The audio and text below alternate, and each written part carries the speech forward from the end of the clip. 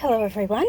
So it was pointed out to me by a new friend that I haven't posted in 2 weeks. I'm about to show you why. Please don't be worried. Please don't be upset. I will explain. I am perfectly fine, but as a human, I am still subject to things like vanity as well. So here we go. This is why you haven't seen me. And it is much better than it was 2 weeks ago. But long story short, I am dealing with, I believe it's now at least 5 different filings of malpractice, and at least 1 filing with the ADA, with my former medical providers for something that resulted in me having a horrific skin infection that left lingering effects.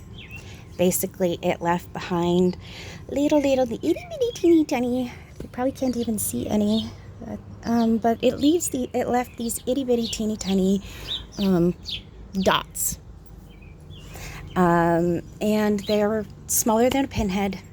But when it first happened, it was millions of them all over my face. As it healed, my skin healed, and some of those little spots were left behind.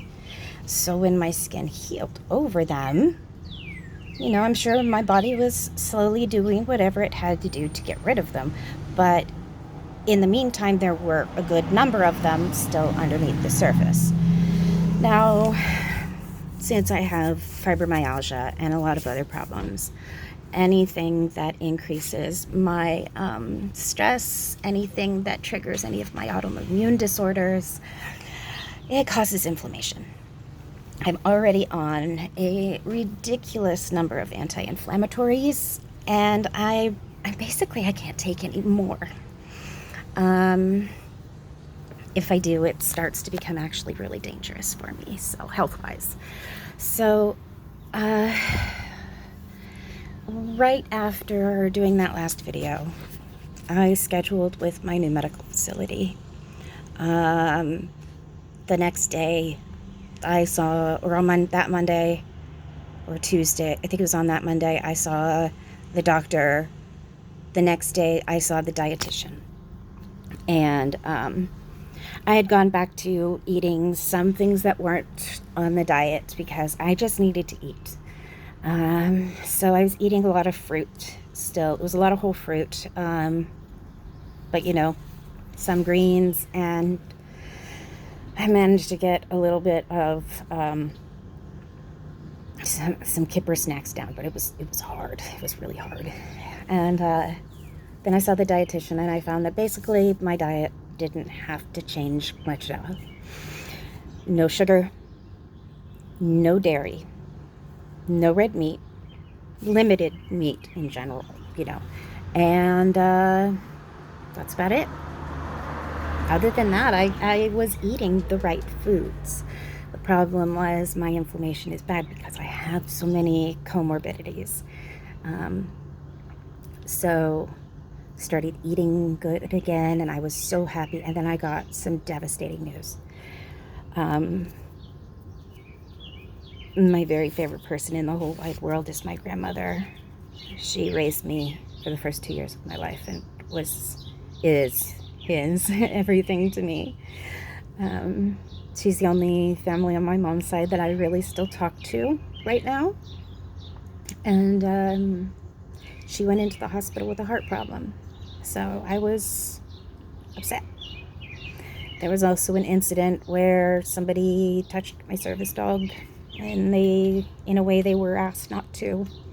And the service dog nipped at them, and I was really freaked out because I live in a 1-bite state. But the person said it was a willful intrusion, and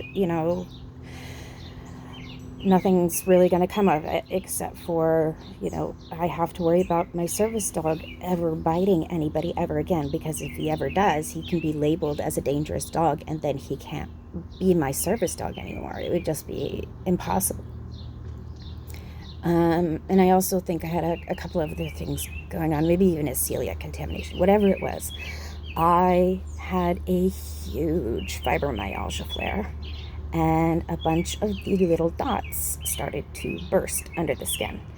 And I could tell immediately because it feels like acid under your skin. It's an extremely painful acidic burn.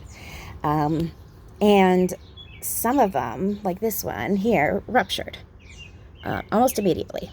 Now, this one's always a little sort of concave because I actually have a nose piercing there. But the rest of them, they actually look concave, not because of how deep the wound is, but because of the swelling around the wound. So I knew it was coming back, but I knew it wasn't an active infection, so I wasn't too worried about it yet.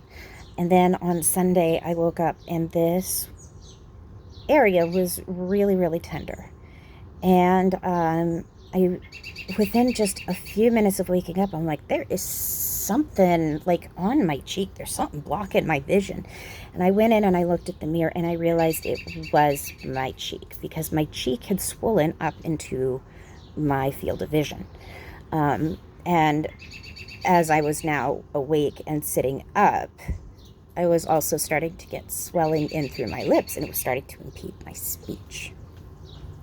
So I immediately scheduled an appointment with my doctor. The earliest I could get, though, was on Monday evening. I didn't know if I wanted to wait that long, if I should wait that long because of the swelling. So I contacted a nurse who said, yeah, if it's affecting your vision and your speech, you need to go to the emergency room. So I did, and they gave me medications, and it has improved. But basically all I can do is wait for these things to be done. Because I have hypermobile Ehlers-Danlos, I have very fragile skin. I have defective collagen. My skin's, it breaks real easy. That's why I look not my age. But because of that, when some of these burst, if they're really close to the surface, they just rupture the skin. If they're really deep, like these ones were up here, they cause massive swelling, massive bruising, and a lot of pain. So I almost prefer if they burst. But when they do, you realize why this is such a problem the way it is, and why my face swells so much. Because every single one of these itty bitty teeny tiny little dots, these almost imperceivable little tiny specks under the skin, I am now calling them pustules of holding, because I've never had anything bleed like that. There's not much blood. That you don't have that much blood in your face. How is it? Anyhow, but I wanted to come on and say thank you. Thank you to my new friend for reminding me that I haven't posted, and I'm terribly sorry if I had any of you concerned. It's just been a very painful process, so thank you so much. And with that, please remember that you are always in my heart. You are always my family, whether or not you ever reach out or not. So I thank you all. I love you all. And I really appreciate you. Thank you.